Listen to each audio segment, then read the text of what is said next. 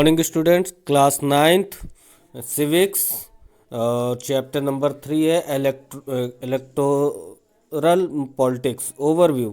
In chapter first we have seen that in the democracy is neither possible nor necessary for the people to govern directly. The most common form of the democracy in our time for the people to govern through their representative. तो chapter 1 में हमने ये देखा था कि लोकतंत्र के लिए ना तो ये संभव है के लिए ये ना तो संभव है ना ही जरूरी है कि लोग सीधे ही शासन करें। हमारे समय में लोकतंत्र का सबसे आम स्वरूप लोगों द्वारा अपने प्रतिनिधियों के माध्यम से शासन चलाने का है। In this chapter we will look at how representatives are elected. We begin by the understanding why the elections are necessary and useful in democracy. We are trying to how electoral competition among parties serve the people. तो इस chapter में हम देखेंगे कि किसी लोकतंत्र में प्रतिनिधियों का चुनाव कैसे होता है। हम शुरू से ये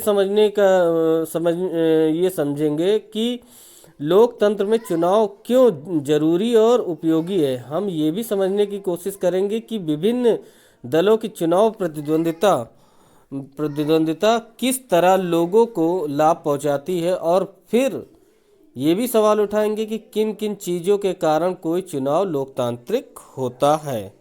the basic idea here is distinguish democratic election from non democratic election, और इसी सहारे हम लोकतांत्रिक और गैर लोकतांत्रिक चुनाव का अंतर भी समझेंगे।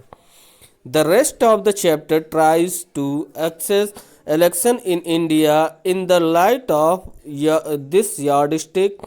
We take a look at each stage of elections, from the drawing of boundaries of different constituency to declaration of result. At each stage we asked what should happen and what does happen in election.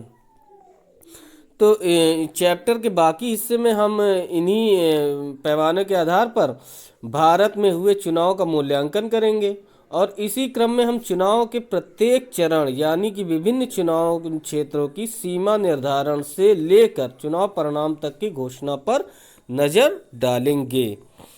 We turn to an assessment of whether elections in India are free or fair. Here we also examine the role of election commission in ensuring free and fair election. और इस chapter के आखिरी में हम इस सवाल पर भी विचार करेंगे कि भारत में हुए चुनाव निष्पक्ष व स्वतंत्र ढंग से हुए हैं या नहीं, और ये हम निष्पक्ष और स्वतंत्र चुनाव कराने के चुनाव आयोग की भूमिका पर भी विचार करेंगे। वाई इलेक्शंस, इलेक्शन क्यों?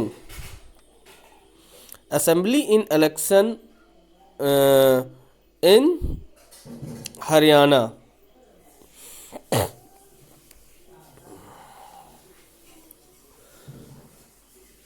The time is after midnight. An expectant crowd sitting for the past 5 hours in the chowk of the town is waiting for its leader to come.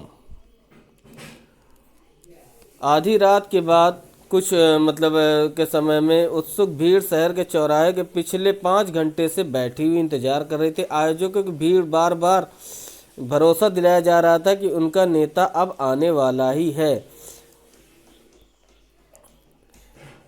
The leader mister Devilal, chief of Haryana संघर्ष समिति, who was the address meeting in Karnal on Thursday night.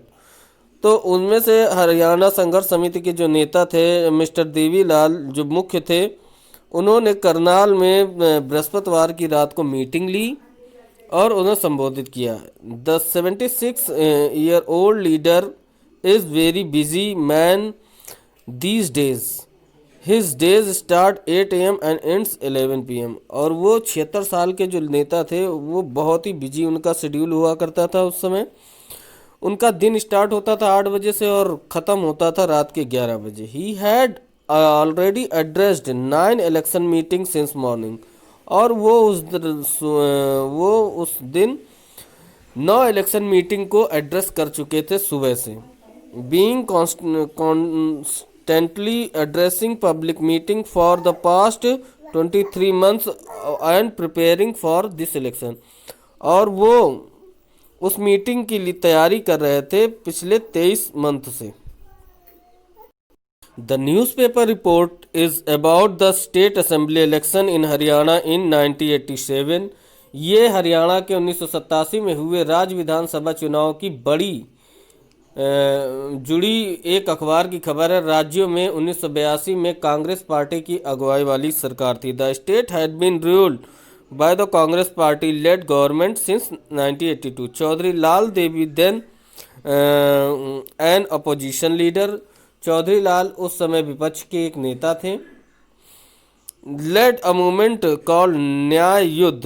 और वो न्याय युद्ध नामक आंदोलन का एक नेतृत्व कर रहे थे लोग। his party joined other opposition party from the front against the Congress in election. In the election campaign, Devi Lal said that if his party won the election, his government would be waive the loan of farmer and small businessman। अच्छा,